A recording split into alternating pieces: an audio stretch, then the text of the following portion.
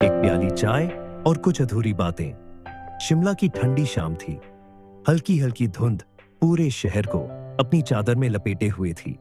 मैं अपनी आदत के मुताबिक शहर की तंग गलियों में घूम रहा था। तभी नजर पड़ी एक पुरानी सी चाय की दुकान पर।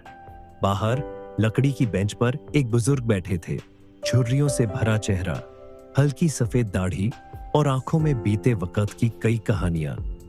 मैंने पास जाकर एक कुर्सी खींची और बैठ गया। चाय का ऑर्डर दिया और फिर उनकी ओर देखते हुए मुस्कुरा दिया। उन्होंने भी मुस्कुराकर जवाब दिया। चाय से ज्यादा वफादार इस दुनिया में कुछ नहीं। हर गम, हर खुशी में साथ देती है। मुझे उनकी बात दिलचस्प लगी। मैंने हल्के अंदाज में पूछा, आपकी जिंदगी की कोई ऐसी कहानी जो चाय की तरह दिल को छू जाए? उन्होंने एक गहरी सांस ली। उनकी आंखों में जैसे कोई पुरानी याद ताजा हो गई हो। फिर धीमी आवाज में बोले, अगर सुन सकते हो तो सुनो। ये कहानी मेरी नहीं बल्कि एक इंतजार की है। करीब 50 साल पहले इसी शहर में एक छोटा सा स्टूडेंट कैफे हुआ करता था। वहां कॉलेज के लड़के लड़कियां अपनी शामें बिताते थे। चाय के प्यालों के साथ किताबों और सपनों की बातें होती थीं। उसी कैफे में दो दोस्त आते थे, आरव और मीरा।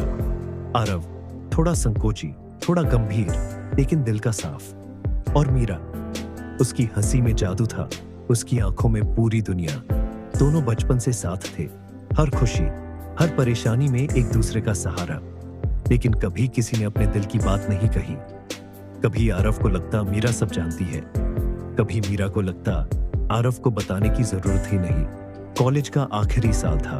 आरव ने तय कर लिया था, अब और देर नहीं, वो अपने दिल की बात कहेगा।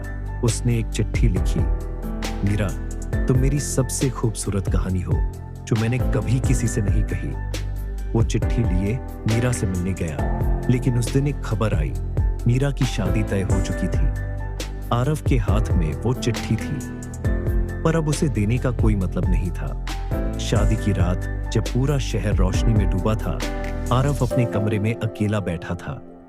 उसके सामने वही चिट्ठी पड़ी थी, लेकिन अब वो बस एक अधूरी दास्तान बनकर रह गई। 40 साल बीत गए। आरव अब एक बड़ा लेखक बन चुका था, लेकिन जिंदगी में प्यार की किताब अब भी अधूरी थी। एक दिन किसी जरूरी काम से वह उसी शहर लौटा। घूमते हुए उसे वही पुरानी चाय की दुकान दिखी, जहां कभी मीरा और वो घंटों बैठा करते थे। वो धीरे धीरे अंदर गया। सामने एक बूढ़ी औरत बैठी थी, सफेद साड़ी, बालों में हल्की सफेदी और हाथ में एक किताब जिसका नाम था एक अधूरी मोहब्बत। आरव ने ध्यान से देखा, वो मीरा थी। दोनों ने एक दूसरे को देखा, बिना कुछ कहे, बिना कुछ पूछे। आरव ने बस इतना कहा, कैसी हो? मीरा हल्की मुस्कान के साथ बोली, अभी भी वहीं जहां तुम छोड़कर चले गए थे। उन दोनों के बीच बहुत कुछ था जो कहा नहीं गया था, जो सुना नहीं गया था। वो घंटों बैठे रहे चाय के प्यालों के साथ। कोई शिकवा नहीं, कोई सवाल नहीं, बस दो आंखें जो एक दूसरे से कह रही थी। कुछ अधूरी कहानियां कभी खत्म नहीं होती, वे बस वक्त के साथ किताबों में बदल जाती हैं। चाय खत्म हो गई। मीरा धीरे से उठी। आरव कुछ कह नहीं पाया। मीरा ने चलते चलते बस इतना कहा, अलविदा, और वो चली गई। उस शाम के बाद मीरा फिर कभी वहां नहीं आई, लेकिन हर साल उसी दिन आरव उसी चाय की दुकान पर आता, एक कप चाय पीता और एक खाली कुर्सी की तरफ देखता, शायद इस उम्मीद में कि मीरा फिर से लौट आए। क्योंकि कुछ कहानियां कभी खत्म नहीं होती, वे बस इंतजार में जीती है।